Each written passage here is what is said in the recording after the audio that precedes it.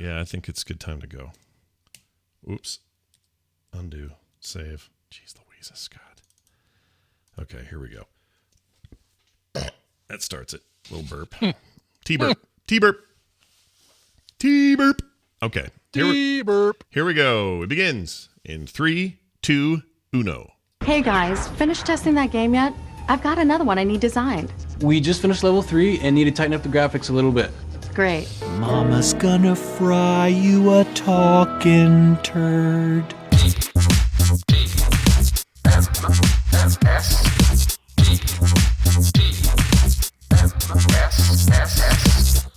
The morning stream. I got a thing about chickens.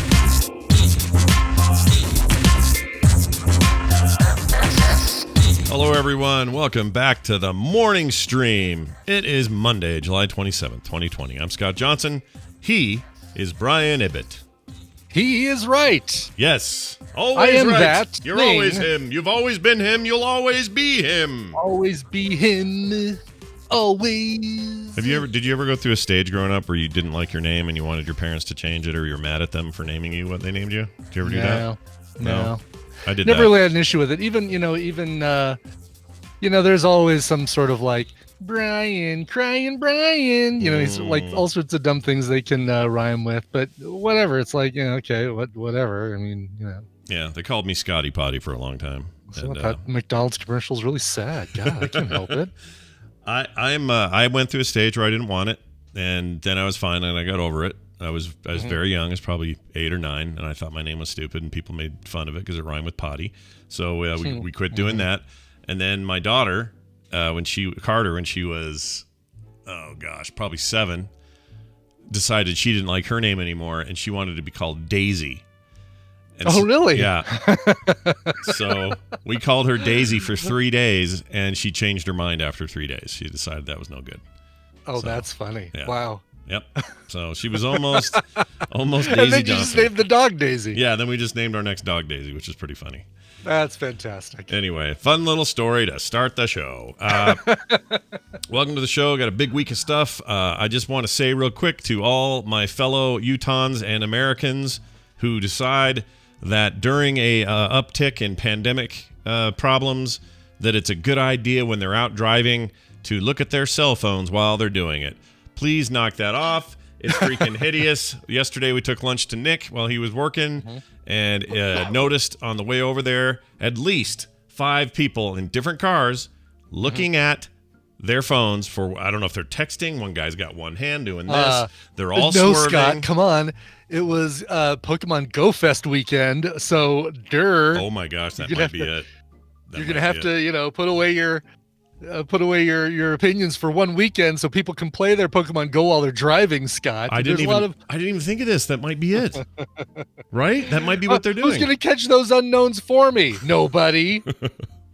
I think that might have been it. Now that you mention it, but still, stop! You're gonna crash, and their cars nuts. Their cars are like swerving over. This guy in his SUV's like in the middle lane. I'm like, dude, and he still doesn't look up from his phone. He just corrects his position a little and then keeps looking at it. Maybe it was Pokemon Go. I don't know. Yeah. If I thought there wasn't the chance of something just going horribly wrong with it, I'd pull alongside with people who are on their phone and just go, just kind of like, like really quickly jerk towards them and make them drop their phone and get back to paying attention. But they call that the Indy move because Indiana Jones did it in that truck. Remember when he had the little motorcycle next to him? Yes, right, right. Knocks it off the road. But then you had a guy who no barrier. And you're going to try and knock Nazis into the ravine, which is just fine. Right, which is just fine. That's where the Nazis belong, dead in the ravine. Yes. But anyway, yeah, so stop it. Cell phone people, stop it. Quit it. Knock it off. You're going to get us killed. Knock it off, okay? Exactly. Gosh dang it. Well, how dumb do you have to be? Seriously. Yeah, I feel like children even know that you can't look at a screen and drive heavy machinery at the same time at a high speed down a highway. You just can't do it. You'd think, right? You'd think people know this thing. It's mind-boggling, and I hate to say it, but I think it's going to get a lot worse. And I think that I don't know. I mean, is it going to be a case where phone manufacturers have to start putting in a thing that makes but you don't know if you're a passenger or you're on a bus or on a light rail or something like that and going that speed. So you can't really have a limiter in your phone that checks if you're moving faster than a walking speed. Yeah, I mean, I don't know. it does how it now, but it's all the honor system now, right? You have to say whether you're driving or not. And unlike the Klingons, humans are without honor. I don't know if you've looked around recently at the whole mask situation, but you give people the opportunity to break rules, then they're going to break rules. Yeah, we're rebellious, man. We said to the British, "Hey, we're out of here, British. We're no more rules. We're even going to put it in a Schoolhouse Rock song." That's right. We don't take no crap. Nobody can tell us what to do except ourselves. And then when we do that, we rebel again because we're rebellious. Whee! There's a great song that I might figure out a way to do an indie in the middle here called what's it called? I think it's called "I Jump the Queue," and it's by a band from the UK called Divine Comedy. And it's written from the perspective of a guy who changes lanes without signaling and goes through red lights because I jumped the queue because I'm smarter than you. And Wow. ever since I heard that song, and I've just become hooked on it. I think about that every time I see one of these people. We should do it. Yeah. My favorite is the couple that's walking around a Walmart with masks on with giant swastikas and then just flipping everybody off. That's a fun one. Really? Yeah, I'll send you a link. It's pretty bad. It's pretty there bad. J.K. Grammer found the song. That's it right there. But I feel like at least part of me is like, well, at least these Nazis are wearing a mask. But then again, it's a Nazi mask. So right. It's kind of like, well, they're at least I can spot them now. They're out in the open. Mm-hmm. Yeah, they felt comfortable enough to come out of that hole. So now what? Right, exactly. Now what do you do? I mean, my part of me wants to run over there with a big salami and smack him upside the head, but I would be charged with assault probably, so can't do that. Yeah. Plus, I wasn't there. I don't even know where this was, but there's some video, there's some footage floating around. Right, exactly. All right, Brian, tell me about Mansions of Madness with the Moors. How was it? Did that yesterday. Went and played Mansions of Madness with the Moors, just like that line says that I put in the show notes. Nice. So Nikki and Clark had us over, and they've been super careful. They've been wearing masks everywhere. We've been they've been staying away from crowds and stuff, and wearing masks when they're out in public, stuff like that. So it's been we're going to get somebody who's like, Brian, that masks aren't there to protect yourself, they're there to protect other people. I know. Okay, so they're hanging out with people who wear masks. All right, let's leave it at that. Yeah, I'm sure this person that emailed us won't be triggered by that at all. I'm sure it'll be fine. I'm sure they won't at all be triggered by that. No problem. Anyway, played Mansions of Madness, which I'd never played before, and this is one that Dan has raved about a couple times. It is excellent, and it's a game that is tabletop randomized to the point where you're going through a mansion, but you don't know what the rooms are on each of the other doors. So they're like little tiles, and you place down, here's the entryway, and there's a couple doors coming off of that. And when you go to one of those doors, it randomly, and this works really well with the app, randomly picks one of the other hallways or rooms and opens that up. And oh my God, there's a wraith in there, or there's a creature ghost thing or whatever. And this thing needs the app, or you don't need the app, or what's the protocol there? I imagine you can play it without the app. It would be crazy to make it require the app. I can't imagine playing it without the app though, because the app did so much to make things move quickly. All right, here's who you're going against. You still roll dice to resolve conflicts and tests and things like that. You still moved a piece on the table. The app was just there to kind of randomize which rooms were popping open, and also put search tokens, things where they needed to be. It really made the whole experience a lot better and a lot smoother. And the app never did anything that you weren't doing on the table, right? So like, you had all of the board and everything, your pieces on the table. So it wasn't like you only looked at the app on screen. My recollection of Dan's description was like the board game community, tabletop community is a little bit up in arms about whether apps should be required for things or not. Like there's not a lot of support for that. But he said this is one of the cases where it was so uniquely tied to the game and added so much to it that it was like, this is the exception everyone makes, or at least one of them where they get excited about app integration. So that's cool. Yeah, and so people in the chat room were confirming that basically the app, if you don't have the app, you need a DM or you need to follow like a choose your own adventure style walkthrough. Oh, gotcha. So okay. So way better, way better with the app. And they had the app running on their iPad, but then they AirPlayed the iPad to their TV. And so we were all looking at the same thing on TV and then just passing the iPad back and forth to read what our character was discovering when they went into a room. That's cool. And it was so cool. Yeah, that's pretty awesome.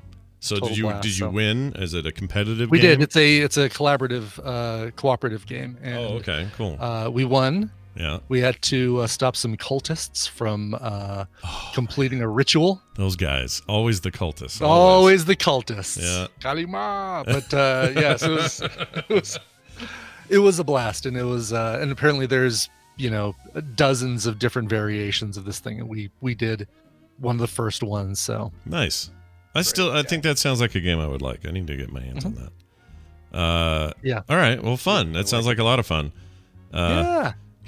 You wrote "Happy Birthday, Darth." It's not for Vader. Yeah, happy birthday, Darth Marcus. Oh, Darth Marcus in the chat room. It's his birthday. It is. That's again, right. This is my way of putting something in the show notes that doesn't give everything away, so that you don't just dump all the candy in the lobby, and I actually get to.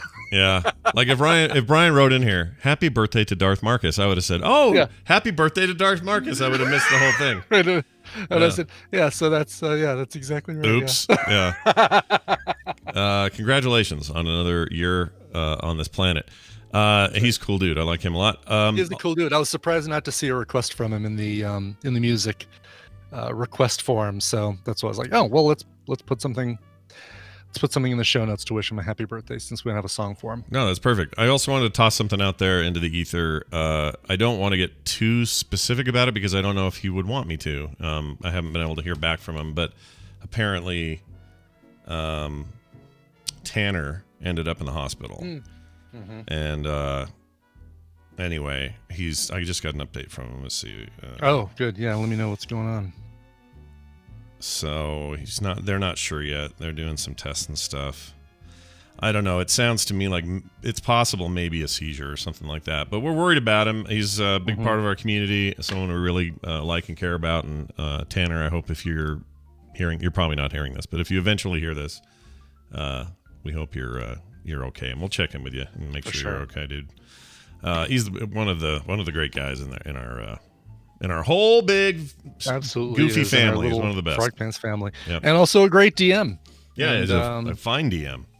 Fine DM. Yeah. Better not find out that any of the players were trying to get back at him, and that's why he's in there. We sent him a mimic or whatever it is. I sent him a chest that was really a mimic. Never trust a chest, even if it looks like it's got stuff in it. Never do it. Never trust it. If you haven't played D&D, you don't know what we're talking about. That's right. All right, we're going to call Dunaway, and we're going to play a game. He's back at work today, so I assume he'll pop out to his car and... Yeah, how did he do it last? He usually just did it in his office, right, or something? I don't know. Oh, I thought he went out to his car. We can ask him. Yeah, let's see if this works, actually. I was chatting with him this morning, so I know he was on. Mm-hmm. But no answer. He's been active as heck on Twitter this morning, like responding to everybody that messaged us over the weekend about Speed 2, about Boba Fett, about soap operas, about all the good Karate things. Kid. Yeah. He's been maybe he wore himself out. Maybe he's exhausted now from his social media frenzy. Could be. All right, I'm gonna ring him again. Try this one more time. This should work. Get the number handy, though, folks at home. 801-471-0462. Usually don't have to tell you because someone will call right away. But all right, we're ringing. He's showing that he's online. It says he's... in his little status, it says he's listening to Spotify, but I don't know if that's true or not.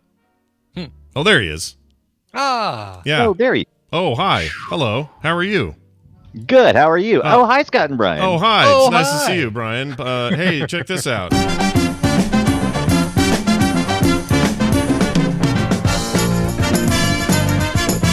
look at that, you guys. It's Battle Royale. We couldn't do it without him. It's the one, the only Brian Dunaway from South Carolina. Hello, Brian. I mean, you could do without me. You wouldn't want to. No. But you could. No, who would? Nobody would. You're back at the office. That's good. That means the COVID scare / quarantine was free of the disease. So well done. Yes. Yeah, well done. Never tested positive, so it is all good. And I hope the people that you were around that had it are okay as well. Are they all? Is everyone correct? Okay. They will be going back to work today, possibly. Fantastic. I hope. That's good. So, do you usually do this? Usually, this from your car, right? Or do you? It varies. Okay. Sometimes it's more efficient to do it in the car, and sometimes it's more efficient to shut my door and do it there. Where are you today? Can we guess? Are you? Let's see. Hold on. You are in. He sounds like he's in his office. Yeah, you in the office? I'm in the office. Oh, I was Yeah. hoping you were. I'm in the orifice. Oh, okay. I want to know more. Deep inside the orifice? Yeah, how deep in there? Inside the orifice. Well, it's good to have you here as always, and we're going to play a little game. Brian, we already have a caller. Let's see who this is. What? I know. Quickly? Okay. Isn't that crazy? Good morning. Thanks for holding. Who's this? Good morning. It's Nismaru and the Tadpole. Well, hello, Nismaru and the Tadpole. Man, you got some energy today. How you doing there? Not too bad. Yourself? I'm doing all right. You sound like you've got plenty of energy for the day. I'm not sure I do, so I'm going to try to leech some of yours remotely and use it for what I have to get done today. Shot out of a cannon, that guy. Yeah, I like it. Well, welcome to the show. You know how this works, but we're going to make Brian explain it anyway. Brian, tell us how it works and what he could win. I do get paid by the word. I'm going to give Scott and Brian a topic, and they're going to go back and forth with answers for that topic. If one of them gives a wrong answer, repeated answer, or they take too long to come up with an answer, the win will go to the other player. Hey, your job is to predict who's going to come out on top based on the topic. Today, you're playing for a couple of Steam games, Sherlock Holmes, The Devil's Daughter, and Tennis World Tour. Oh, Two games Wait, that the devil had a daughter? I think one of them's a sequel to the other, right? Yes, The Devil's Daughter. Oh, yeah, they're both. One's a sequel to the other, exactly. Tennis World Tour is actually very, very good tennis game. It's great. Cool. Yeah, if you guys remember Virtua Tennis back in the day on like the Dreamcast. Yeah. I think PS2 had a version of it from Sega. That was a great tennis game. It's a lot like that, plays like that. That's it's very good. Oh, Yeah. cool. Wow, I like stuff like that. Yeah. And then Sherlock Holmes, The Devil's Daughter, I'm guessing is like a mystery you've got to solve. Probably a adventure game, I think. Yeah, I'm sure you would be running away from the devil hounds, trying to Like you date do. the devil's daughter. Yeah, like you do. At the Baskervilles. Yeah. Of course, always. Elementary, my dear Watson. I'm going to go hang out in the closet with Vampirella for a little while. Don't bother me. Nice. All right. All right, so that's what you can win today, but they need a topic. Let's give them a topic. This one comes to us from TMS Mashups, Jamie himself.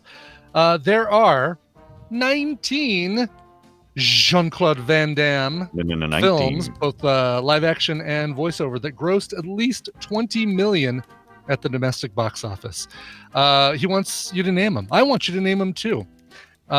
Jean-Claude Van Damme movies that made at least 20 million domestic. I'm confused because I thought all of his movies made that much. That's just because you're a dreamer and an optimist.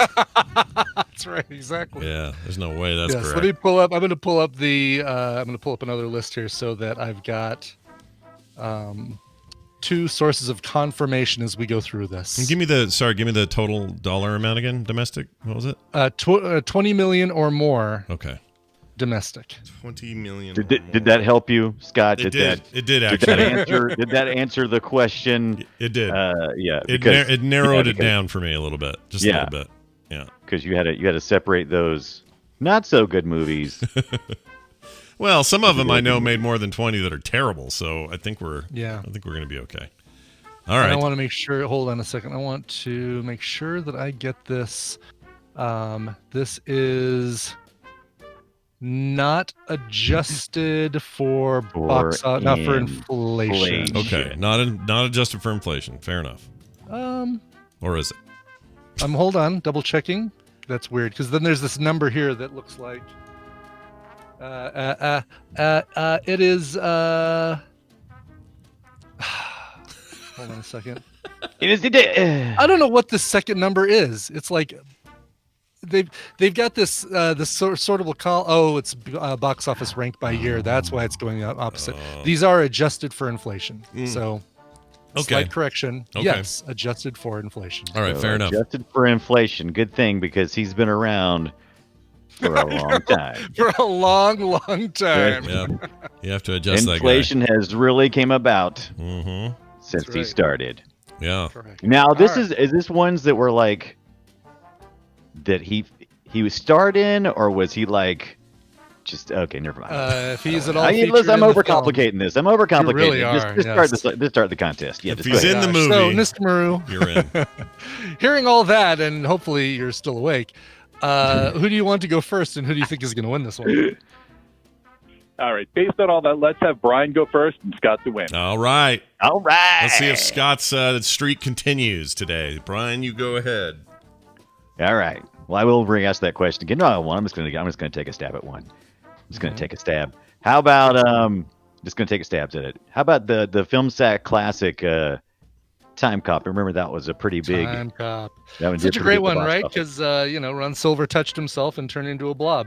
Yeah. 1994 Time Cop, $100 million at the box Holy office. Moses! I was overshooting. I didn't think it did that much. Co-starring Mia Sara from Ferris Bueller's Day Off. Oh yeah, that's right. All right. Well, I'll just go with my favorite. And my memory is it did pretty well in the box office. Also, John Woo's first American English film. Let's go with Hard Target from like '92 or something. Hardly a target. Hard Target. Hardly. 1993's Hard Target, $71.7 million at the box office. Psh, underperformed. That's a great movie. Should have made more. Yeah. It's got a freaking Wilford Brimley's in it and does a terrible. I can smell them. I can smell them. Cajun accent, It's yes. so bad. I love that movie though. All right, go Dunaway. All right, back to Brian. How about Universal Soldier? Universal Soldier, 1992. That thing made $79.7 million at the box office. Nice. Qualifying. I love that movie too. Okay. Yeah. Let's do yeah. Street Fighter. Let's do Street Fighter. Street Oh. Fighter. Did Street Good Fighter do choice. pretty good? Oh, go ahead. Also 1994, $74.6 million. So, yes, Wow, it did better than I quite well. thought. It's not too bad. Oh, I found People that. like I found, that. found that sound clip by the way. Hold on. I can smell them. Oh jeez. Ah, I goodness. can smell them. Hard Target. I'm gonna go with my favorite. Did Scott just say that one? Maybe I did. Because some of those titles all get like They do, really don't they? They start stupid. sounding alike, don't they? Yeah. Yeah. Son of a, I'm almost sure he didn't say it because I said, "Oh, hold on to that one," because I can remember this one. I'm like, this was my favorite. Scott didn't say this was his favorite. Nowhere to Run. Nowhere to Where he- run. Where he balances on his motorcycle is the best, and He that just one did pretty walks. good at the box office. He just basically walks everywhere. Yeah. Nowhere to yeah. Run, 1993, $48.8 million. Wow, Domestic. nice. Oh jeez. Let's do the one where he plays two dudes. Let's do Double Impact. Where he plays two dudes. Yeah. Plays two dudes. Double Impact. 1991, $65.1 million. Okay. Oof, we're going down a little.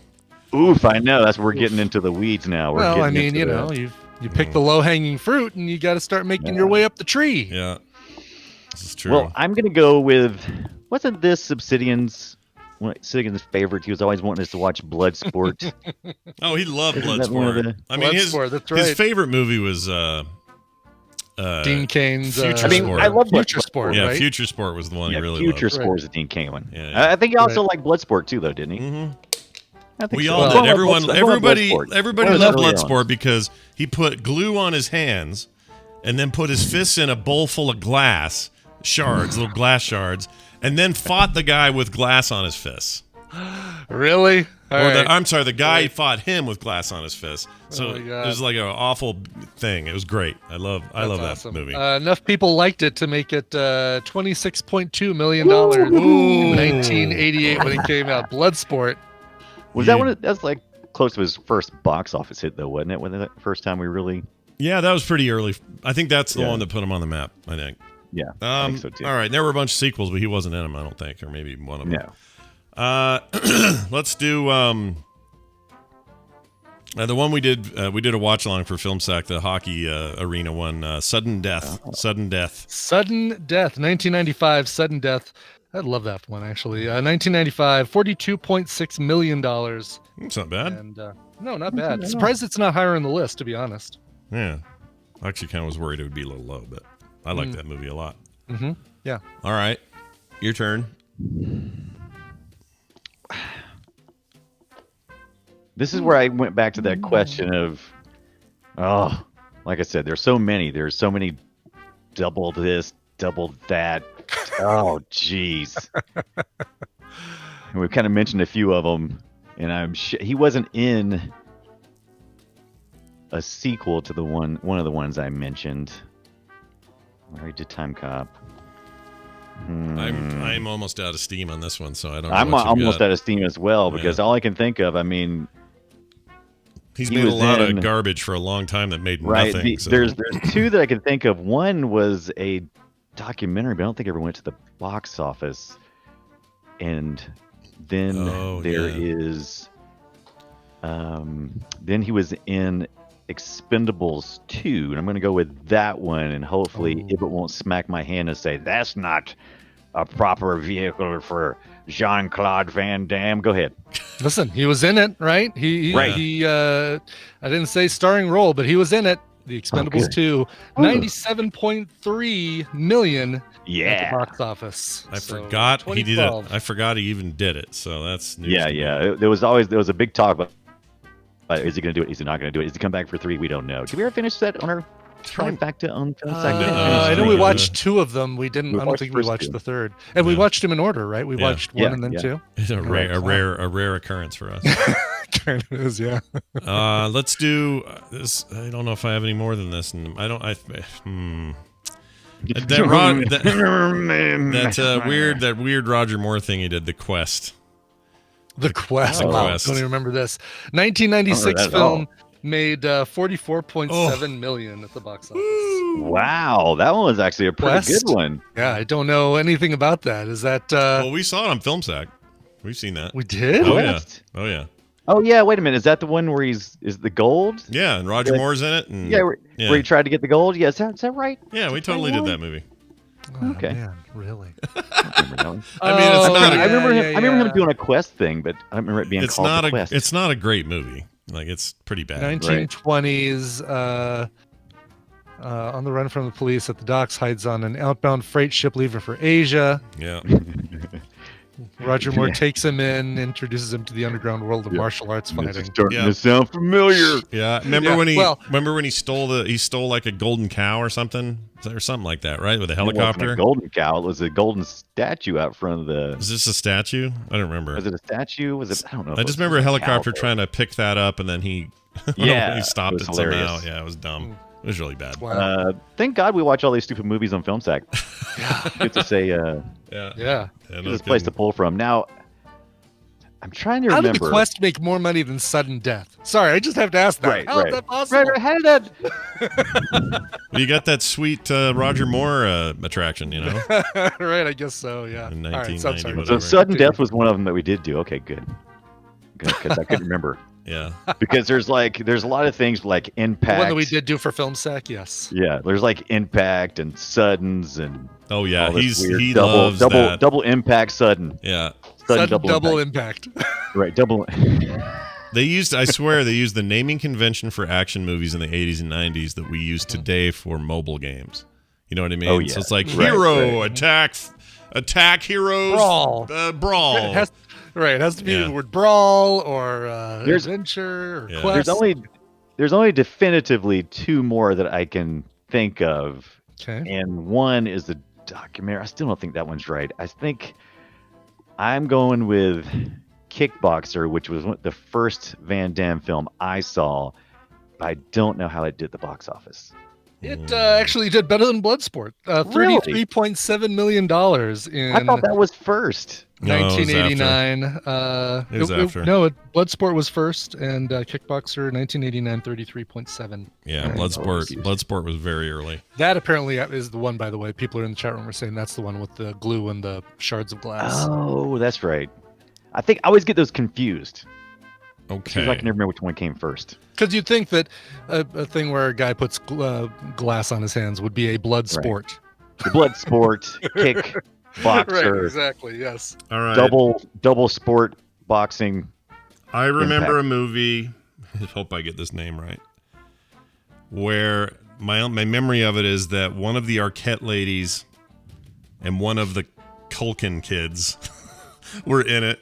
I couldn't tell you which Arquette, and I couldn't tell you which Culkin. It could have been. I don't remember this one at all. Well, it was the same year as Hard Target, so or right around there. So it could have been Macaulay Culkin, but I think it was probably one of the brothers. Kieran. Anyway, this is weird movie, and I saw it one night, and I kind of remember it. I hope I have the name right. I believe it is called Nowhere to Run. Nowhere to Run. That's a great answer. It's a great answer. Yes, it was even better when Brian Dunaway said Oh, it shit! 5 minutes ago. Did you say Nowhere to Run? Yes. Oh, shit! Did you really? Yeah, he sure did. Rosanna Arquette and Kieran Culkin, Nowhere to Run, 1993. And it's still made $48.8 million.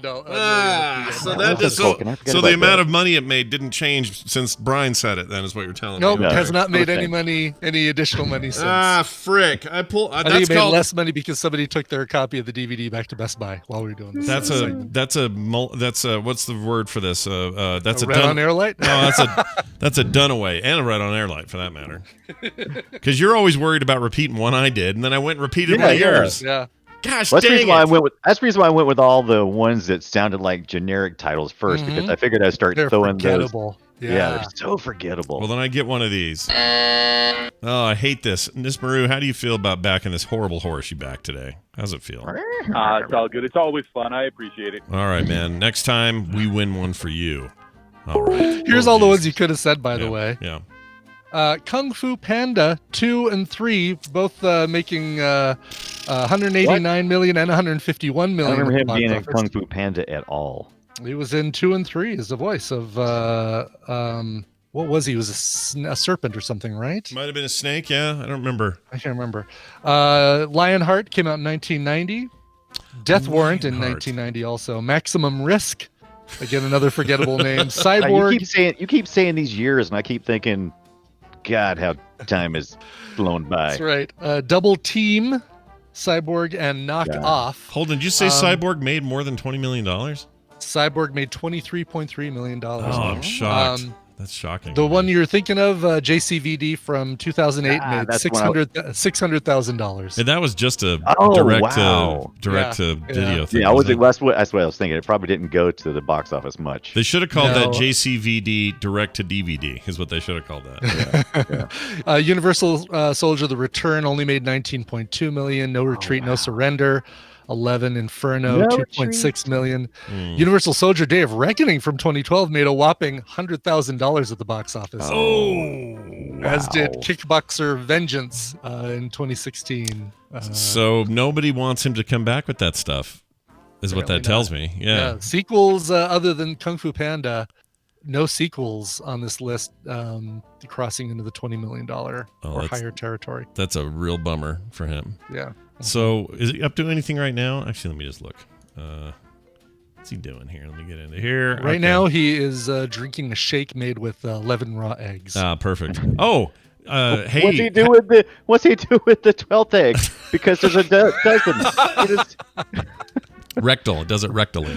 That's right, exactly. It's in his bum. 11 for me and 1 for the floor. It says here he's okay. I just have some good news for everyone. Jean-Claude Van Damme's IMDb photo is the one from Hard Target, the best movie he ever made. Yes. Yeah, look at that. He's got his cool Boudreaux haircut, and oh man, that movie's great. Y'all should see that movie if you haven't seen it. Hard Target, classic. All right, so lately he was in something called We Die Young last year. The year before that, The Bouncer. Before that, Blackwater. This year he's in something called Les Angus Asian Dream. And then next year, he'll be in Minions: Rise of the Gru. So is that a really? French? Yeah, good. So he'll be back in an animated feature. So there you go. All right. Well, we've done all we I can hope do. he'll be doing the voice of a minion. Yeah, I hope he's a minion as well. If he's not, what the hell are we even doing? Brian Dunaway, what a pleasure it was to have you on. If you want to hear his stunning opinions of the film Speed 2 Full Throttle, no, Speed 2 Cruise Control, sorry. I get those mixed up. Full Speed throttle. to electric speedaloo. Speedaloo. You can go and listen to that latest Film Sack episode. It was great, and I know you're going to enjoy it. No Boop Show this afternoon. I've got a thing, so that's not happening today. But Brian might be streaming instead, right? You were talking about I will doing be that? streaming during the booping hour. I'll probably be playing that game you recommended. Carrion. Yeah. Carrion, yes. Yeah, it's very cool. It's on Game Pass, which also makes it very cheap. And it is a rad game, is all I'll say right now. But don't worry, we'll be back next week with a full lineup of that and many others that we played on the Boop Show. Boop on, or go to frogpants.com/boop if you want to subscribe to the show. All right, that's it. Brian Dunaway. Anything else before I cut you off unceremoniously? No, that's about it. Bye. All right. According to AV Tech John, Jean-Claude Van Damme is going to be playing a character named Jean-Claude, Clawed, the giant lobster clawed member of the Vicious Six. Wow. Okay. So that's like a riff on the Sinister Six, yeah. Yeah. I assume. I've never seen a Minions movie, so I don't even know what to expect. Yeah, I just saw the original Despicable Me, and I've never seen any of the follow-up stuff. The kids love them. The kids love them. Time for this.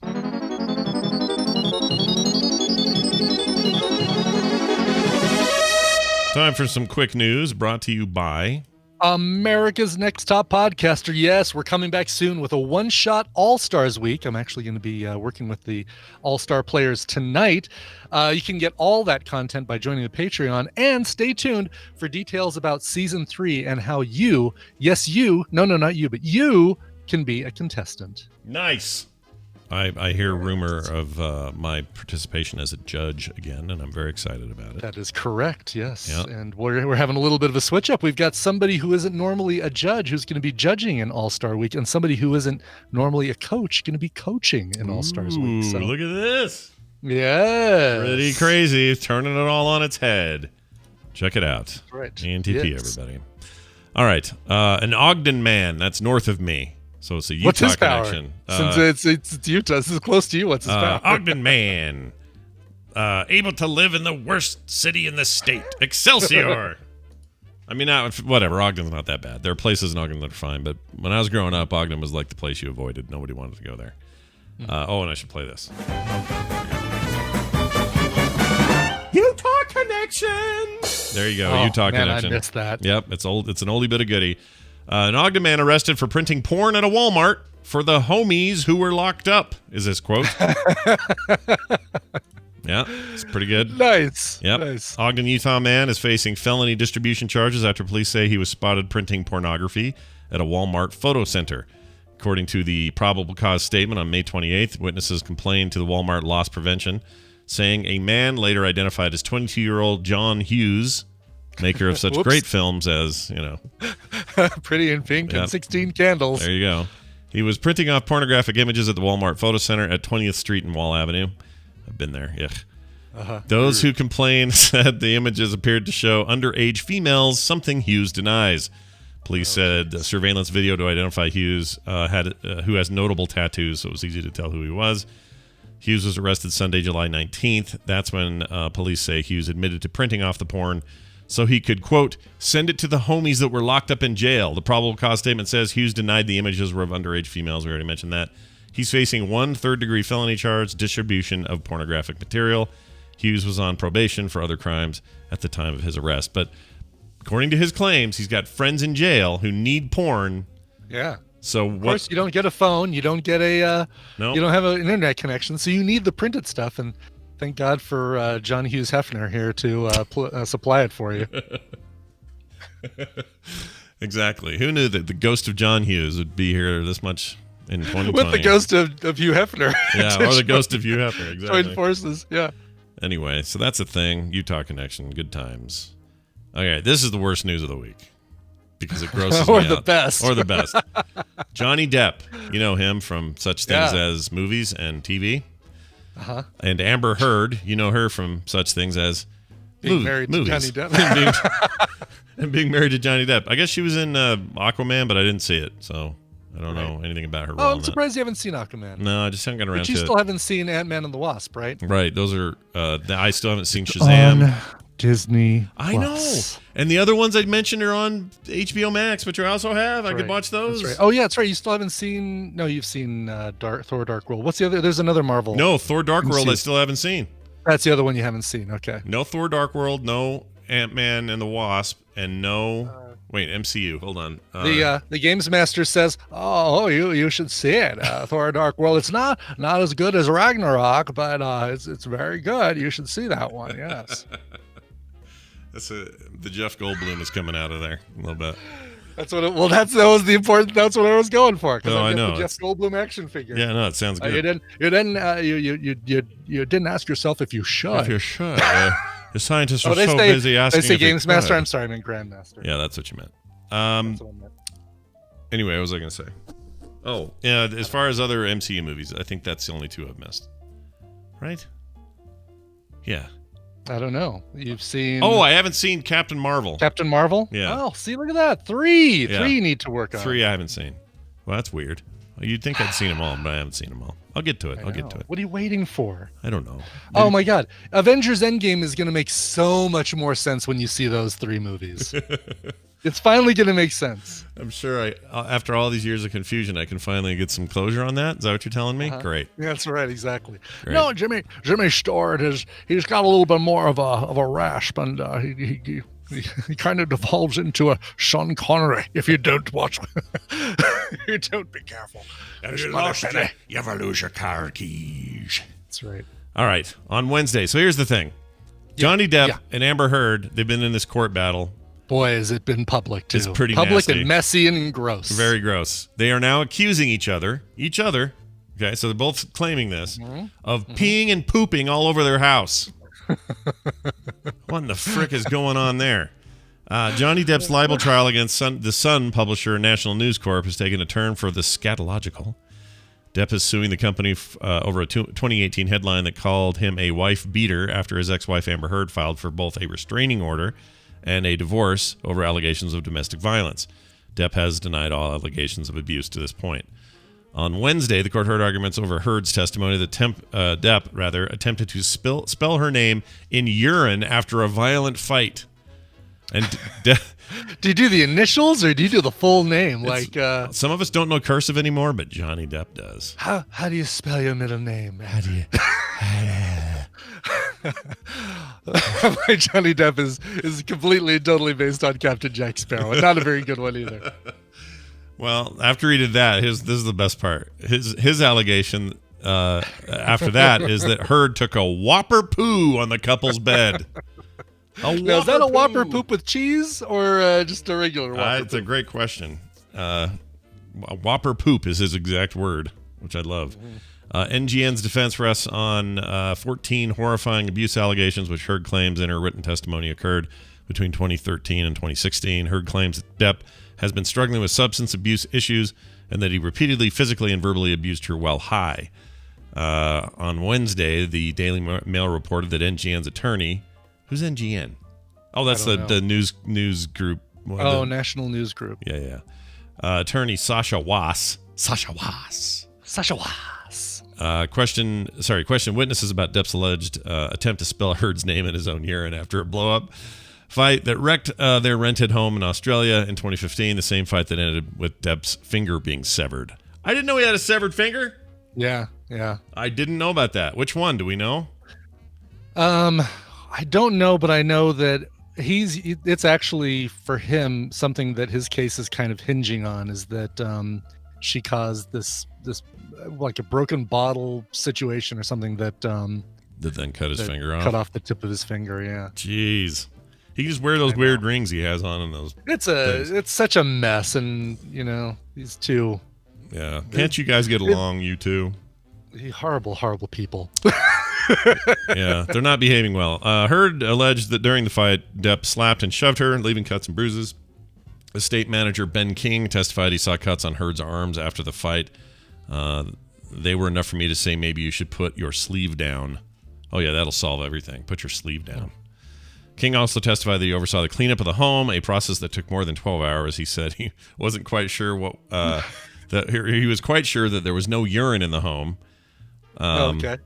So there's that. I did not see any signs of urine, and I did not smell it, as I would have done had someone urinated around the house, says King. So he's on Depp's side, saying he doesn't think he peed his name anywhere. Right. What a weird deal, dude. Jeez Louises. God. But he didn't say that he did not find the Whopper poop. Nope. Didn't confirm or deny the Whopper poo. Yes, the Whopper poop with cheese. It's a horrible story. All right. Yeah. How about another person that's accused of abuse and probably is very abusive? Spent time in prison for it. Mike Tyson. He's making a comeback. He's fighting Roy Jones Jr. in an exhibition bout. The bout is scheduled to take place on the 12th of September in Los Angeles. Tyson, age 54, last fought professionally in 2005. That was the year I barfed last, so we both have a record. Great. He was beaten by Irishman Kevin McBride. You're going to come in here, Mike Tyson, and take me on because I'll kick your ass. Did Tyson already do his shark fight for Shark Week? When is that? I think that's coming up still, right? Okay. We just seen video of that by now. I would think so. Yes, exactly. Yeah. Rumble on the Reef. When is it? And can I make a bet on it? Yeah. Because can I put money on it? Sports are weird right now, so why not put some money on there? Exactly. Let's see. Oh, here it goes. Currently no word on how Mike will compete against the Shark or what exactly their interaction entails. I don't see a date yet on this thing, so... here it is, August 16th, so we get some time. So it's during Shark Week, is my guess. It is during Shark Week. All right. It says here... Discovery Channel. I know. What happened to you? What are you guys doing over there? Tyson, age 54, has, like I said, last fought in 2005. It would have been his sixth loss total in his 58 career contests, so he won the rest of those. He is a terror in the ring, or he used to be. Fellow American Jones, age 51, has not fought since beating Scott Sigmund in February of 2018. The California State Athletic Commission has sanctioned the fight, which they say it'll be an 8-round event and broadcast on pay-per-view. One would assume no crowd, so that'll be weird. Tyson became the youngest ever world heavyweight champion at age 20 when he knocked out Trevor Berbick in 1986. He recently fueled rumors of a comeback when he shared filmed filmed pad workouts on social media. Blah. So somebody with pads and him doing the thing, right? Oh, sure. Yeah. Punching the pads. In 2006, he had a number of 4-round exhibition bouts with Corey Sanders. At the time, he needed money because he filed bankruptcy in 2003. Had some mental health issues, stress relieving benefits of but he also spoke of the mental health and stress relieving benefits of what a lighthearted return would give him. You can do it. You can do it. I can't go anymore. I feel like I'm watching Frog Pants Plays daily. Oh my Lord. Anyway, remember the Holyfield thing where he bit off his ear? Or a piece of it. Yeah. Anyway, we'll see. I kind of want to see how this goes because he's still scary as hell at 55. Oh, he is. Yeah. Exactly. He's got a little gray beard going on. It's kind of crazy seeing him with facial hair. Yeah, it's weird. It's a weird look for him, or one I didn't expect. All right, we'll leave it there for today for the news. We are going to now take a break. When we come back, Steven Schleicher will be here. We got some stuff to talk about regarding the film industry in 2020, because breaking news on that, and a little time with Daryl. He has stuff to talk about today. Yeah, so I know what it is. I saw it too. Yeah, I've not seen the thing he says is out, so I want to see it and then talk about it, but I didn't. So I guess you guys will tell me. Anyway, that's coming up right after this song break that Brian will present to you now in its full form. Yes, let's go to Los Angeles for a Los Angeles-based but Bay Area-raised singer, songwriter, and producer. Goes by the name Wingtip. His real name is Nick. The time. This is the place. To do what? What are we doing? Oh, Steven Schleicher. That's what we're doing. We're bringing him in. He's coming in hot. Look out, everybody. Here comes Major Spoiler Zone Steven Schleicher, swooping in like a hawk and grabbing your food and flying off with it. And now I'll play this. Steven Schleicher. Hello, Steven Schleicher. How are you? Good morning, Scott. Good morning, Brian. Hey. Good morning, Steven. How's all things major spoilers right now? How you doing? Wet. Yeah? A little bit wet? You guys having rain today? Rainy. Lots of rain overnight. Is it coming from the... Make sure there wasn't anything got too wet. Is it coming from the Hannah thing? Is it coming up north? No, I don't think so. This is all moving from Colorado. This is all stuff. Be Brian surprised if was it's getting moving yesterday. that far inland. Yeah. We had some rain over the weekend, so it must have made its way east to you guys. Mm-hmm. I hope everybody is it mostly Houston that got hit?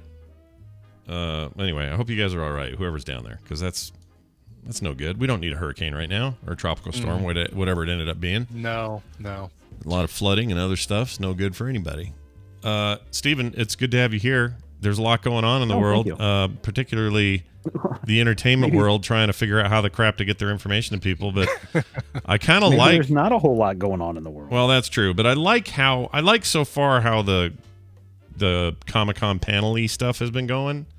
What few panels I've seen. I know that this isn't the full-blown stuff yet, but there have been some, showrunners putting their people out, talking about what's coming for some new season or whatever of certain things. Yeah, there were a few television bits. I think Daryl will talk some more, especially about the Star Trek stuff that was announced. Yeah. There were some of that. There was not a lot. In fact, a lot of the publishers did not have big announcements. So a lot of it was, hey, here's what we're doing in times of COVID. Here's how you run a business. And there really was a bigger focus from Comic-Con on topics like, hey, let's look at minority representation in media, and how does that affect how comic books are done, or here are some ways that you can break into comics, or here's some things that you should think about when you're writing a book or setting up your RPG game, or those kinds of things. So what I did over at Major Spoilers is I created a collection of I call it a curated collection of Comic-Con conversations. Nice. So if I had gone to Comic-Con this year, had they actually had it, and I just posted the links to all of the panels that I would have gone to, or thought that other people would have found them interesting. And so you can watch those YouTube videos. They're all archived now.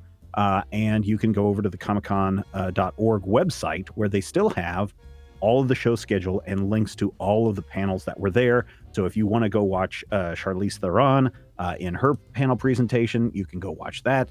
Or if you want to go and see what they were talking about with What We Do in the Shadows, that panel is up there as well. So there's a lot of stuff for people to still go check out. And I would imagine if you just watched, 2 or 3 hours a day, you'd probably be done with all of the panels. If you wanted to watch all of the panels, you'd probably be done mid-August. There is a lot. I watched the New Mutants one just to kind of get an idea what was going on just so they could there. tell you, sorry, Brian, we're still not going to release this damn movie. Well, just so I can see what they look like now, so I can compare it to what they look like when the movie comes out. Yeah. But no, it was kind of cool. They showed a little bit of the first couple minutes of the movie. I also watched a playthrough of the new Simon Marvel Minis game, Marvel United. Yeah. That one looks a lot of fun. I backed that on the Kickstarter. I can't wait for that to come out. There's actually somebody released that game a little bit too early at a particular Walmart. Yes. And a couple of people have already grabbed that. And so I'm a little disappointed, because I'm like, wow, I was hoping we would get that before I know Joe Average on the street would get it. So Kickstarter backers should totally get it first. Yeah, no kidding. Right? Yeah, it's usually a big boo-boo when they do that. We'll see if they get in trouble for that or not, or if there's any blowback. But today we're going to talk about the state of movies, because as of now, it's all canceled again. Pretty much. I think the studios have realized that it's time to stop saying, hey, we're going to release Tenet 2 weeks later, and then 2 weeks later, and then 2 weeks later, and instead just say, you know what? We're not even going to release it this year, but maybe in Europe. But we're not going to release it this year. We'll shoot for next year. And in fact, Disney came out and said, that Mulan movie, everybody's been so excited. We are not even going to try to tell you when it's going to come out. We've officially taken it off of our schedule. Wow. Which is amazing, because normally they would say, hey, we're going to move it to this year, or, this month. But they're just like, no, we're removing it from the schedule completely. Now, Tenet's still early September. They haven't moved it yet. No, again. that's off. I thought that was off. It's been indefinitely delayed. Yeah. Oh, it has. Okay. Yeah. I thought last week that it just got moved to September, but now no, they basically were like, no, this movie's not coming out. Dang, yeah, and that's one that another one besides Mulan, like you mentioned. And remember those Avatar movies that we've been waiting 13 years to come out? Yeah, well, Disney says, hey, Avatar 2 is going to move from 2021 to 2022. Avatar 3 moves to 2024. 4 moves to 2025. 2026, and Avatar 5 moves to 2028. So, we've got another 13 years before we have to worry about seeing Avatar 2. I can't believe they're going to do that. That seems nuts to push it out that far. I don't know. Like, I kind of liked Avatar, but I don't like it this much. Like, I don't know, man. I can't look forward to something in 2028. Are you kidding? That's crazy. I mean, it's Avatar 5, so. Oh my gosh, see you in 8 years, everybody. I'm not seeing that. Brian, how old will we be? I don't even want to think about how old we'll be. What's that? I don't want to think about Star Wars? How old are we going to be when the last Avatar comes out? Yeah, let's not even think about it. 2028, Scott, you'll be almost 60, Be 58, Scott. Yeah, I don't want to be 58. Let's stay Actually, here. as delayed as this movie series is, this franchise is, we'll probably be in the ground before these movies come out. Yeah, it feels like it, right? I'm surprised they're even doing it, to be honest. I know it was a huge hit in 2009, but does this much time really make the heart grow that much fonder for a thing that I just don't know. I just don't know if it's going to be that big a deal. Like, did James Cameron go, did he go, oh man, we can't let Marvel have all the fun. That's it. I'm super competitive and I got to get my franchise out there again. I mean, that's basically what he's doing, right? Because who cares otherwise? And we see all we need to see. It's like Fern Gully again. Are we going to do that again? Like, what are we even doing? I don't know. Whenever somebody says Avatar, my first thought is not a bunch of blue people running around, but Aang and Korra and all that stuff. Yeah, I could go for more of that. But Yeah, they're doing a live action series. I believe right? August 14th is when the remake comes to Netflix, right? Yeah, the live action thing. Is that when that starts? Yeah.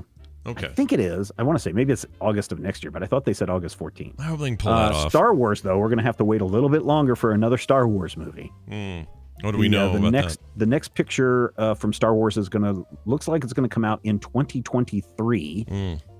Then the next one after that is 24 and 25. Okay. All right. So they're looking for a future. Disney didn't say anything about the Mulan move, right? As far as like when they thought it might happen, or if this might be. No, they just said we've taken it off our schedule and we're not saying anything else about it. They should just let us all get it for $20 and let's just go, right? I don't think so. I really think so. Here's the thing. One of the good things that came out of this weekend, of course, is Bill and Ted 3. Bill and Ted Face the Music. That is, according to Orion Pictures, going to come out in theaters on September 1st. Hedging their bets and not wanting to upset AMC theaters and everyone else, they also said it's also going to come out on premium VOD on September 1st. Okay. So whoever can't make it to the movie theater can definitely get it on VOD. But I don't think that this is a movie that's going to upset AMC to say, well, we will never show an Orion Pictures in our theater ever again. Yeah. But I also think that it gives another stepping stone where the big studios to come out and say, oh, we are going to go premium VOD on a lot of this stuff. Unfortunately, I don't think the big pictures like Tenet and Mulan and Star Wars are ever going to debut premium VOD before they hit the theaters, because that's a big $1 billion a year industry that they need. We might see New Mutants eventually in 2028, Scott, finally arrive on premium VOD. Yeah, I could see that. I could see that happen finally before we die. Right. So hold on. So what was I going to ask? Oh, so this Bill and Ted thing, they don't say how much I'm going to have to pay for VOD? No, they just said premium VOD. My guess is $20. Oh, jeez. I guess that's okay. What's wrong with that? You spend more than $20 going to a movie theater just for a ticket and a drink. You're not wrong. It's just that it's Bill and Ted. Like it's You're like, right. I want to see it. It's a $12 movie at best. Yeah, I don't know. Like if you said Tenet was going to be $30, I'd go, ooh, that's a killer deal because I really want to see it. And again, when people say, oh, that's just way too much, think about it. If, Brian, you and your wife go to the theater, I know you have AMC Rewards or whatever that scam is, but let's say you go and you get whatever that scam Brian, are you over 50 yet? Do you qualify for the senior citizen discount? I'm 50 right now. Okay. In a week, I'll be 51. Yeah. Okay. So let's just say that you get your tickets for $10 each. That's you and your wife, $20. If you get a drink, I don't know if you share or if you get two drinks. We share. 20. Well, okay, there's $20 for our own drinks. Yeah, there's $20 for one drink. You've already spent $40. Yeah. So, but if you go and Scott, you have your whole family come over and you guys want to say, hey, let's watch Bill and Ted. let's pay $20. Now you're paying $20 for 5 people in your house. Yeah, you're or right. 6 people in your house. If you go to the grocery store beforehand, you can get your drink for about $3. Yeah. Or 35 cents if you do it right. Well, RC for Cola. everybody. Yeah. RC Cola Weilers, yeah. But there's a reason why they're. I mean, what I'm saying is the Bill and Ted making a day and date VOD release is. It's because it's Bill and Ted. It's not because if this was Mulan, that's why Tenet and Mulan aren't doing. Yeah, it. exactly. Ted, Exactly. But It's a here's small the thing. movie. Years ago, we used to say, hey, if we want to see more comic book movies, then we better all go out and see comic book movies, regardless of what it is or what site you're on. Right. Yeah. I kind of feel the same way with Bill and Ted. If we want to see more premium VOD, maybe not Wonder Woman 84, maybe not Tenet, maybe not Mulan, but if we want to see, Avengers 23 as a premium VOD, we need to start watching some of those premium VODs as they drop. Otherwise, studios are going to go, well, there's no money in it. Yeah, you'll prove. So you'll Bill prove and Ted out will be an interesting test case because we saw Trolls went premium VOD and they bragged about how much money they made. We need to see what Bill and Ted can do. Yeah. Yeah, I mean, there might be a dollar amount that if studios see that, they might be more willing to say, yeah, okay, I guess we will give it a shot. And I think any movie that is made for between $50 and $100 million, premium VOD is a good idea to do. Well, that Trolls movie made tons of money and it pissed the Universal off. $100 million. Yeah, it did great. That's pretty awesome. Like, to me, that is proof of concept, but it's also proof of concept during the pandemic. Does it hold outside of that, right? Well, so Trolls is also another interesting case because it's a family movie, so everybody can watch it. Bill and Ted is not going to be all ages, right? No. It's kind of the same way that people said, oh, no one will ever go see an R-rated comic book movie. And barely our age. Yeah. And then Deadpool proved him wrong. Oh, no. Bill and Ted definitely our age. I remember seeing No, I'm just saying it's like, I don't know if it's going to work for a 50-year-old. Oh, God, okay. Yeah, it will. Well, it's got a younger generation in it as well. Exactly. It's got their kids in it. Yeah, and Bill and Ted are, in their 50s. So they are our age. Yeah, exactly. It's all good. All right. Well, that is a lot of delays. There's more, too. It's all up on your site. I noticed you've got a whole list of other notables. Anything else where's Top Gun? What's happening with that thing? Oh, Top Gun has also been delayed. Top Gun has been moved to, let me see if I can find Top Gun is moved the need for 2021. July 2nd, 2021. July, it's the 4th of July weekend. And if you were hoping for a quiet place to slowly and quietly sneak into your house, you're going to have to wait until 2021 as well, April 23rd for that one. Well, let's just say, so basically it sounds like all movies are coming out in 2021 in a weird way. Yeah, no, don't. I mean, if people are like jumping up and down going, when's my movie theater going to open? When's my movie theater going to open? Unless you want to go see the re-showing of Empire Strikes Back or Back to the Future or whatever that they're doing, don't expect for major motion pictures to arrive in the theater anytime soon. There may be smaller pictures that they release for the drive-in, but, by the September, that's going to end because it's going to be getting a little bit too cold for most of the United States to be doing, 10 o'clock movies, and also because of school. So, yeah, I don't think you're going to see any major motion pictures even attempt to release before next year. All right. Well, tuck in, everybody, because going to be a wait for these things. Warm up that Netflix subscription. Yeah, there's plenty to watch, thank goodness. But, it's not like we're all dying without content. But at some point, Brian made a point. I think it was you, Brian, a couple days ago or a week ago or something. You said, at some point, we're going to hit that limit of where production stopped. And it's going to be all reality. Going to be reality. Yeah, just reality TV for miles. And a lot of it will be animation. Or animation. You're going to see a lot of animation crank up as well. Totally down with. So totally fine with that. Yeah, more animation, please. That'd be great. Actually, it'd be great if this whole thing sparked a broader range of animation for different interest genres, age groups, that sort of thing. Like a little more like Japan gets. Like, I would love that if that came out of. And I'd be curious if it would be enough to shows that get enough, have enough of a budget to do an animated season or even an animated half season just to keep going. Something like, you saw The Blacklist tried to do this with their last episode where they, had a animated Red Reddington, whatever his name is. Yeah. People be like interesting that. to see if some. Yeah. People were into that. They thought that turned out good.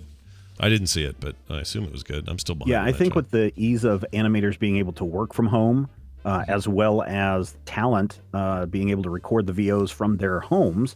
Kevin Smith was just talking about the He-Man Netflix series that they redid a bunch of VOs, a bunch of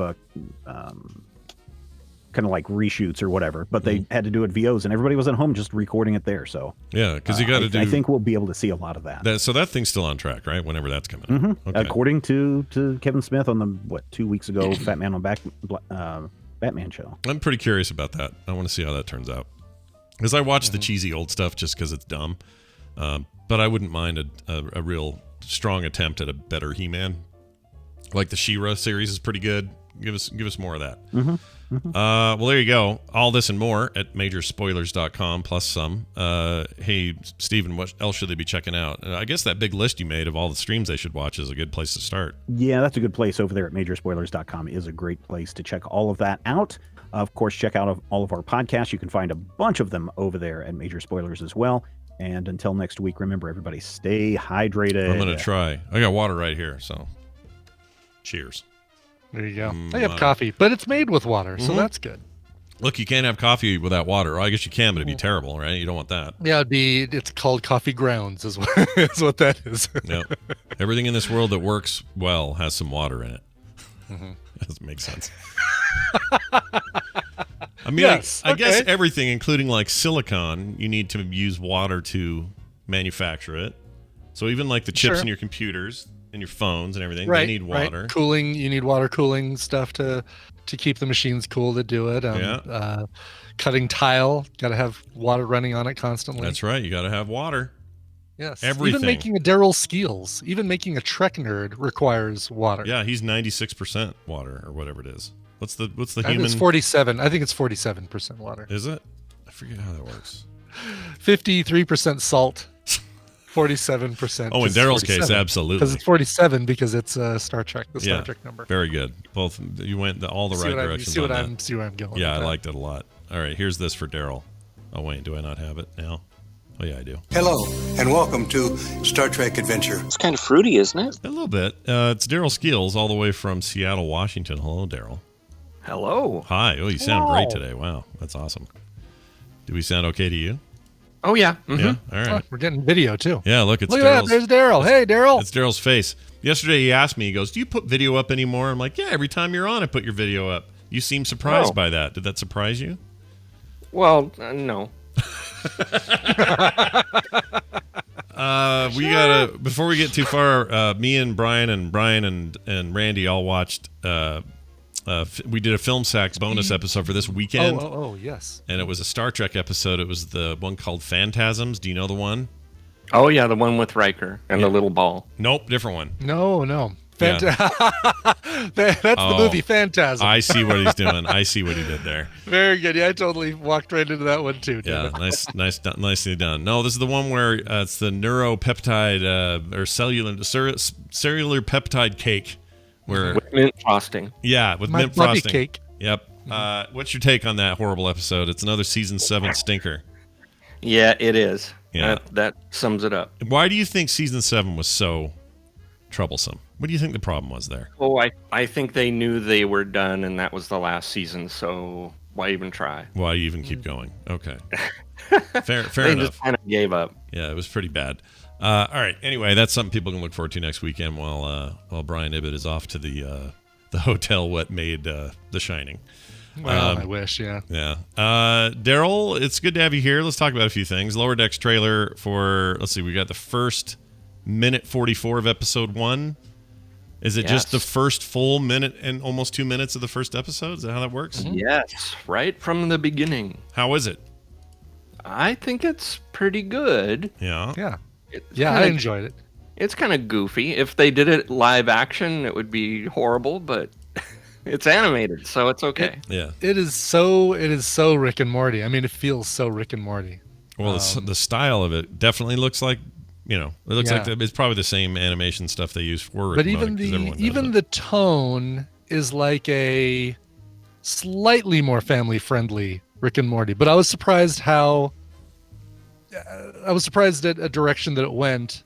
Well, I guess I can say with alcohol that was like, okay, this is something that doesn't get touched on a lot in Star Trek media. Even in the first minute and 44, gets a little salty. Alcohol in the old one. There is, but there's not that much drunken revelry. Well, they're ensigns, so what do they know? Yeah, they're kids. Exactly. No, Yeah. it's totally fine. Hey, I'm all for it. I love it. They're like college kids. They're just excited to be there and do what they got to do. right. I mean, the trailer features the one main character kind of naked, hanging around for somebody or something at one point in the trailer, and I went, "Oh, okay, it's this kind of show. They're not going to get too saucy, but it's gonna, they're gonna push the limits a little bit, which I suppose is fine." I think that's as saucy as it'll get. My brother-in-law's ticked that, like, he's not a prude. Like, if you're watching some show, like, I don't know, let's say you're watching Deadwood, okay? Deadwood is full of F-bombs constantly, and it's part of the world. It's part of the tapestry and the stuff. But he was really angry and irritated that on Picard they had to drop one F-bomb just because they could, because it was a streaming service and not a cable TV channel. And I kind of take his point. Like, why stick it into Star Trek where it's never existed before? Like, it doesn't do anything for anybody except that make people go, ooh, the F word, ooh. You know what I mean? Like, that's annoying. Why put that in there? Like, I don't have a problem. Give me your Tarantino level F-bombs any day because it fits the content. But Sure, we've abolished all need for currency and social classes, and we've kept the F-bombs. yeah, we kept all the F-bombs. I just like the idea that Star Trek is Star Trek, and don't go messing with the formula too much to try to make it all modern or whatever. But I have a question for Brian about the trailer. Sure. When what should I say much about it? Well, the trailer. I haven't seen the trailer for. You're saying Discovery, right? I've only seen the Below Decks, that first minute.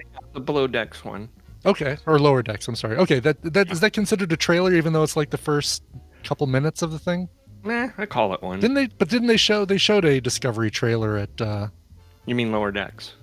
No, I'm saying Discovery as well. Didn't they? Wasn't there a Discovery trailer at Comic-Con as well? Oh, for season 3? For season 3, maybe not. Maybe not. Okay, I saw somebody in the chat room mention. I thought, oh, I missed that. Did they say anything? Did they say anything about the Captain Pike thing? Or getting any kind of trailers for that thing? Or maybe that's what they're talking about. I don't know. I don't know. It could be. But okay, so if the Lower Decks thing, if we're calling that trailer, I just called the first 2 minutes of the show. So yes, what's your question about that? Yeah. Okay, when the guy, when the drunk person is swinging the thing around, that's not a spoiler. This is out. Everyone can see it. Yeah. No, it's just great. It's just great. It's just great mashup material. So keep going. Continue. Okay, she's swinging a batlet around, and he's backing away. And what is he yelling? Is he yelling Worf? He's yelling Worf. Yeah, he's talking. There's mention of a Star Trek. Actually, there's hinting of another Star Trek character, a Klingon with an eye patch. Oh, yeah. And then there's mention of Worf in there as well. A Klingon with an eye patch. Gosh, I wonder who that. Yeah, I wonder who that could be that they're talking about. No, that's cool. I mean, are we expecting guest stars from? This is TNG era, right? Yes, we are expecting guests. So you could have Michael Dorn come on there easily. Yeah, he'll get his wish finally. Michael Dorn gets to do a thing in Star Trek again. Right. Yes. That's great. Okay, I didn't know that. I didn't know they were going to be able to pull some of those guest stars in. That's a fantastic idea. Yeah. All right. When's this air? I'm tired of waiting. When is it? In 2 weeks. 2 weeks. Actually, less than 2 weeks. Is like Thursday the 6th, right? Is the first. Yeah. All right. There you go. Wait. And there's 2 seasons ordered already. All right, so that means this season and the next one. Doesn't mean 2 and 3. You mean 1 and 2, right? Okay. I hope it's you good. Could watch right now, though, Scott. What's you that? Could watch The Orville. Could I see The Orville now, and then Parasite after that, and then 10 other things? Go ahead, Daryl. Orville is you can see all the 2 previous seasons on Hulu. Oh, okay, but not that new one. God, no. I don't know what's going on with that. I think they halted production I think they halted in mid-production with The Orville. Yeah, that makes sense. And you're still down with The Orville, right, Daryl? You're down with it. Mm-hmm. Okay. I'm hoping it will be even better and less dumb. Here are the first 4 episode titles, by the way, that we have for these episodes. Second Contact. I see what they did there. This is following up on First Contact. Envoys, Mission to Klingon Compound. That's not the full title. It's just Envoys. No, that's just my little explanation of what it's about. Yeah, you might get some more faction in there. That'd be cool. Temporal Edict. I love that they sound like Star Trek. They sound titles. like TNG titles. Yeah, they totally do. They really do. Yeah, they make me happy. Let's see. This is there is a countdown scene. So what is this like a abandon ship, boom, and then you start it over the poker game kind of episode or something? Could be. Yeah. Okay. I like that episode, so I'd be down for them playing around with that trope a little bit. And then one called Moist Vessel. Ugh. Yeah. Yeah. Ugh. I don't know, man. I don't know how I feel about Moist Vessel, but bring it to me. The 6th, Brian says. Yep, that is correct, according to this. So watch for that. Warm up your subscription to the CBS All Access app and get your ass in there for some Star Trek Lower Decks. And then between episodes, watch the new Twilight Zone season, which is pretty good, with the exception of the last episode, which Tina and I stopped watching halfway through. Whoa, really? Which is rare. We're just like both of us like, do you care about the rest of this? No. Why was it so bad? What? I mean, I don't know. It was so slow and meandering, and it's bummer because it's a callback to another Star Trek episode. It's even got George Takei in there. Really? Doing a voice, yeah. Okay. Do these all feature Jordan Peele walking around at the beginning and talking? Okay. Yes, he does the whole Rod Serling thing at the Still beginning. haven't seen it. Yeah. And there's one of these episodes. He interacts with something. He picks up. Yes. What is it he picks up? I don't remember if it's a cookie. It's the coin that makes you you applause worthy. Yes. Oh. Yeah. Okay. Do not interact with the coin that gives you the clap. Perfect. That's what you want. Yes. A case of the clap. All right. I kind of liked that episode. Is this a new thing where each episode of the Twilight Zone, or the last episode of each season, is going to be terrible? God, I don't know. I didn't mind the last episode of the first season. It did break the fourth wall. I think it was a brave choice, but that's where I give it kudos for. But at least I made it through that one. Weren't we supposed to know the whole time that it was him? Because I sure did. You sure did? Did you? I didn't. So hold on a second. Maybe they've got a plan here. Maybe third season they do another final terrible episode, right? And then someone will find out if you stitch all three together or play them simultaneously, something crazy happens. They all make one really good episode. You watch them on 3 screens next to each other. Yeah. And the bad makeup of the last episode of the last season just suddenly becomes great. Right. Yes, and correct me, are any of these well, I don't know if maybe you have told me this, Brian, but are these episodes? None of these are remakes of the original Rod Serling stuff, yes. right? Okay. One of them is from the first season, is a very clever, in my opinion, remake of a season 1 episode. Like it's okay for me to tell you it's a remake of the Nightmare at 20,000 Feet. Oh, I did hear about that but it's done in a very, very different way, and in a very clever way. Isn't that Topher Grace or something? Oh, Adam Scott. That's who it is. I think. Yeah, Adam Scott. That's right. Okay, yeah, that's too tempting, right? They have to do that once in a while. They can't just not touch on it. But I think it stands on its own well. Yeah. I think so too. Yes, you don't need to know anything about the original. As a matter of fact, I mean, it's only connected by those loose tendrils of the name and the fact of where it takes place and stuff like that. So that's my favorite TNG episode, Loose Tendrils. Do you remember that one? Loose Tendrils. It's better than Moist Tendrils. Yeah, Moist Tendrils was rough. Rough time. My least favorite episode of the Orville, Moist Tendrils. Moist Tendrils. Anyway, well, that's great. Daryl, all this stuff's great as always. Having you here talking about what's catching up in the world of Star Trek is always fun. Daryl also provides our Star Trek connections to the Film Sack Show. So if you haven't heard those, then you're missing out. Go check that out. More. Oh, there's more. What else you got? Strange New Worlds is the Pike's Box series. Oh, that's the name. That's it. That's the one. Yes. Okay. Yeah. Anson Mount. Yes, season 1 will be 10 episodes, and there's no date set to start production yet. Hold on, does the Spock who's in Discovery, or no? Yeah, this Discovery season 2 Spock is dude what hangs out with him then and goes forward with him. Yeah, dude, same actor. That's exciting. I didn't know they were gonna go full on do that. So they really are gonna make a Pike, Spock, freaking what's her name, number 1 lady. buddy comedy. They're gonna make he's a Vulcan on the edge. Yeah, I mean they're basically gonna make the show Roddenberry piloted, right? Yeah. Oh right, yeah. Because that's what this was. Star Trek was supposed to be. That was the original pilot. So this is all these years later. They're starting that show. That's just nuts to think about. Yeah. All right, I'm excited. Yeah, back in the day, they said, oh, "No, we can't have this. There's too much thinking and not enough action." Yeah. And now here they are, actually making it. Yeah, and how many years later? It's like 60-something years or something. 135. No, I mean since the show aired. I don't mean no. Yeah, it feels like 135, I guess. Yeah.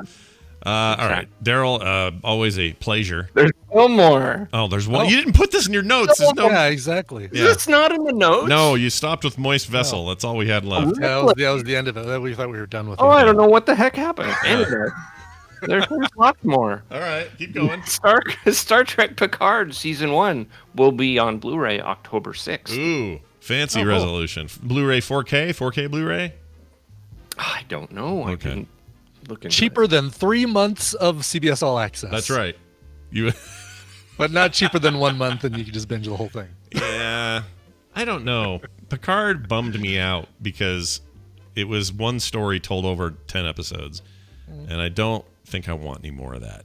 I think I want not from Picard in particular, and that's why the Anson Mount series sounds great to me, because they're just going to go do one thing a week. Hey, there's a giant ship suckling on our giant ship teat. What do we do? I get it. Yeah, you want Alien of the Week. Yeah. If only there was a show that you could watch on Hulu that's Star Trek-y that gives you the Alien of the Week. Uh-huh. Huh. Yeah, I can't think of rhymes with Schmorville. Got it. That's right. Yeah, rhymes with Deborah Norville. I guess I just never, you know what? I have a bias. My bias is that it's going to be a goofy comedy. You'll never do it. I probably will. I just need to get over it. Because I know it's not Family Guy or freaking Seth MacFarlane funny. Yeah, it's much tamer Seth MacFarlane. I mean, there's bits of that, but it's more. He's really paying homage to Star Trek more than he's parodying it, I think. Yeah. Yeah. And there is some of that MacFarlane like fart jokes and I soiled myself. They don't really fit though. To me, they don't really fit. No, they feel more out of place against the rest of it. But, well, it seems his passion for Star Trek apparently comes through by everyone's account that's seen it. So I just need to get around to it and watch the damn thing. All right, and there's more before you push me off again. No. There's more. Okay, there's more. There's more. Yep, another moist vessel. Oh, go ahead. That kids show that have heard nothing about. It's named Star Trek Prodigy. Okay. Star Trek with a moral at the end. Star Trek Prodigy. That's a big word for kids. Okay, that's fine. Well, kids know stuff, and there's two seasons ordered. Well, I want to watch Star Trek Prodigy. Prodigy. And old people are going to see it and go, Prodigy? That's my old dial-up connection I used to have. I want to watch Star Trek CompuServe. Yeah. Oh, that's too good. So wait, Prodigy, and we don't have a trailer. We don't have anything. We just have a logo of that, right? Okay. That's fine. Oh, yeah, there is a logo. What's the age range they're aiming for here? Do we know? Whatever kids will watch Nickelodeon, I guess. Okay, so we're not talking. I mean, this isn't going to be an Adult Swim like Cartoon Network thing. Obviously, it's probably more like mainstream during the day. It better not be like Barney. Right. Oh God, no. But we do know that it's the. Didn't we figure this out that it's going to be Star Trek with a moral at the end? Probably. Well, I mean, and Star Trek. I've learned that you should rely on your friends. It might be. It might be. I might watch that one. Like full on like old He-Man PSAs, that kind of thing, do you think? Yes, exactly. Today on the Starship, the captain learned that it's important to share. Maybe we all could share together. So maybe we shouldn't talk bad about the other members of the crew behind their backs. Yep, and then they'll all say, engage at the end, and then the screen will go blank. Yeah. Freeze frame with them with their fists in the air. Now this is if I don't get this, then no sale. Forget it. There's 2 seasons ordered of that, so you have to tolerate it for that long. All right. And it comes out in 2021. Nice. Okay. Cool. But we don't even have. Yeah, I was hoping we'd even have like character artwork, so we could kind of get an idea. Although this is going to be CGI, 3D CGI, right? Okay. Oh, interesting. Reboot. No, they've gotten I'm so expecting. much better at that stuff. I think they'll be They have. fine. Yeah. Like that Troll, is it Troll Hunters on Netflix? Is an amazing Yeah, example of that. and it's the same people making this. Oh, it is. Really? Oh, good. Okay. That's good news. That's a very well animated 3D series. It's very, very good. We've come a long way from Beast Wars and Reboot. Those were bad days. All right. It's very nice. Oh, they should have LeVar Burton host it Reading Rainbow style. Oh, that'd be great. Yeah. Yes. Have him show up going, I never Let's could see get what the kids are up to today. wearing his visor and everything. I never could get a date on the Enterprise. Let's see what happens today. Anyway, all right, Daryl, is that the end of your list? Is that all you got? That's it. All right. That's it. There's right. no new Commander Klang action figure released by Hasbro in a month. Nope, that'd be too bad. Okay. I'd be into that though, Brian. I'm into your future. Daryl Skills, he is the Trek Nerd on Twitter. You should follow him there because he talks about a lot of Star Trek stuff. Have a fantastic day. Whoa! Whoa. Oh wow! Glad I Wow! cut When he that off. disappeared, boy, that hiss, like it was amazing how I forgot about the hiss until he disappeared, and was like, oh wow, there's No hiss. Yeah, no hiss. Zero hiss. Hiss-free Daryl. All right. Before we play this mashup, we're gonna do this right here. Where did I put this new thing? Hold on. I want Fan. service! Fan service. That's right. Nice. That's our new thing for that. We got one from Timothy Campbell. Or Chappell. I'm sorry, not Campbell. Timothy Chappell. Oh, I read it that way. Anyway, he says, my family needs help, please. Hello, Scott. I'm a big fan of all your content, from podcasts to your comics. We lost our nephew July 23rd, 2020, suddenly, and I was wondering if you could share the link to our GoFundMe we've set up to try to help his family with the sudden funeral arrangements. Here's the link to his obituary. He sent me that, but here's the link to the GoFundMe that we want to give out to everybody. It is bit.ly 314kids.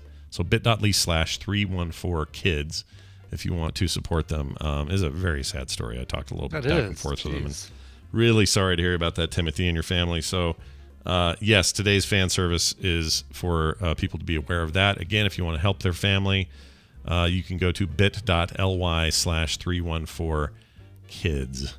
And anyway, thank you for that. And if you have your own fan service, doesn't have to be sad stuff all the time or things that are about loss, although we're happy to do those. But if you've got like a little project you're working on, you make your own comic book, you make a podcast, whatever it is, that's what fan service is for. So kids are doing 3D animation. They want to show it off so they can get a job making future Star Trek with morals TV shows. Yep, all those things and more. So do that. Send it in to themorningstream@gmail.com. Now, the Monday morning mashup. It awaits our listening pleasure. Here it is. Okay. All right. Look it. Scott Johnson's got quite the unit. Yeah, he does. Yeah. Let me see if I can figure out a way to take all my friends to Hawaii. Oh, I figured out a way for all of us to go to a water park. Rory. Alexis Bledel. Is it Yeah. Rory? That's it. Rory. Blah, blah, blah, blah. Is it Bledel, Bledel, Bleed Hole? What is it? Oh, jeez. Something like that. He took all my money, and I have to say, I'm gonna no longer pay. That was my rap. That's very good. Right? The firm, not the The company. firm. Yes, the firm is going to be looking for ways of using less plastic across its brands. I believe you've become redundant. It's going to be hard and sweaty. Well, we're going to do it. Shouldn't say hard and sweaty out loud. Did that Right, rabbit that's the just take idea. a shit? What happened? You're going to want to receive the D. You want the D? I'll give you the D, but you got to want to receive the D. Can you sign this thing saying that you're okay with receiving the Yeah, D? are you okay receiving the D? Take it. I can only give you the D if you consent to take the D. It's just one of those things. We can build this dream together. Yeah, anyway. Ugh. Countries, right? you Countries. said. Countries. Yes. Yeah. Yeah, I don't care about states. No states, no or city old states. flags that are being removed or anything like that. No, you want countries. Yes. Like countries. if it was yes. nations I of don't the know earth. if I can make this any clearer, but Wait. country. Does it Yes. gotta be like a land that's like, one country? Is that what you're saying? What? Like, what are you asking? KK Slider, I don't know about your island, but he starts at like 8 a.m. at my island. Yeah. And just plays no matter if anybody's sitting in front of him or not. Yeah, they don't start filling up the seats till later in the evening. Right, He's just sitting there all day, naked, with his guitar. All day. Yeah, he's just playing Here's that dumb one I guitar. wrote about a little puppy dog that I left far behind. It's called...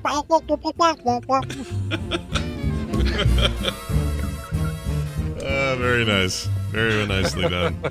That was called Naked with a Guitar. Now I understand why. So, perfect sense. Well done, Jamie. KK Slider. TMS Mashups is where you can find him on Twitter. So poke him and tell him you have an idea for a mashup, and he might just do it. All right. Yeah. That's going to do it for the show. Thank you all for being here and being with us today. Frogpants.com/TMS is our website. Our support link is patreon.com/TMS. A reminder, this Friday in the morning, 9 a.m. to 11 a.m., the kind of our normal record time, we're doing our TMS Playdate. So it's our monthly Playdate time, everybody. Right. And we're doing it this Friday in the morning rather than the afternoon. Our Brian's got a normal thing. every other day of the week record time, but not our normal TMS PM time. Thank you for the clarification. Which is not very normal lately because we've been having some weirdness. But yeah, it's because I'm going to the town that has what has the hotel that inspired The Shining. Unfortunately, the hotel that has The Shining makes you have a minimum of 2 nights there, and they charge you up the butt if you want a what they call a spirited room. So if you want the room that Stephen King stayed in that inspired the crap in The Shining, then you're paying. Oh, you're gonna pay for that. Oh yeah. You're gonna pay through the nose. Yeah. Plus, you don't want Scatman Crothers there to stab at the thing. So I do actually. I'm hoping. Okay. But I'm still gonna try and sneak a big wheel in there and go racing down the hallway. Oh my gosh, dude. You know what? They'd stop you, but geez, that would be great. They'd stop me. I mean, they wouldn't. You can't even really go up to where the rooms are unless you have a key. Like they have it velvet roped off, and you basically have to be staying there to see what the hallways look like. It's so weird that a movie can basically turned that hotel into what it is today. Into a tourist attraction, yeah. Yeah. What a weird shift that must have been for them. Because up till then, they were just a hotel in the mountains. Yeah, and it's exactly. like, hey, guess what if you were like a tourist destination for fans of this weird movie that's also controversial? That's just a weird shift, weird pivot. Yeah, it's like, oh, you saw a horror movie. Welcome to our hotel. Yeah. I mean, I guess it's like nobody can think of DeLoreans the same, right? It's always going to be tied to Back to the Future. Right. Yeah. Nobody can think of Reese's what else. Pieces got a nice boost from E.T. Oh, right. I think of that when I eat those, or when I used to eat those. So yeah, it's just that's a funky thing that happens. Anyway, it's going to be great, but because of that, we're doing it Friday. So Friday's PM Playdate will be in the morning, 8 a.m. to 11 a.m. Normal shows all week, though, so tomorrow and everything, all that stuff's good. If you have a question or thought, themorningstream@gmail.com is our email address. That's going to do it for us. But we can't leave until we play another song. So, Brian, unload it. Yes. Andrew says, Dear Shake and Bake, if all goes to plan, on July 27th, my wife and I will welcome our second daughter into the world. It feels like a decade has gone by in these last 9 months. The world is a very different place than it was late last year. Through all the stress and chaos of the world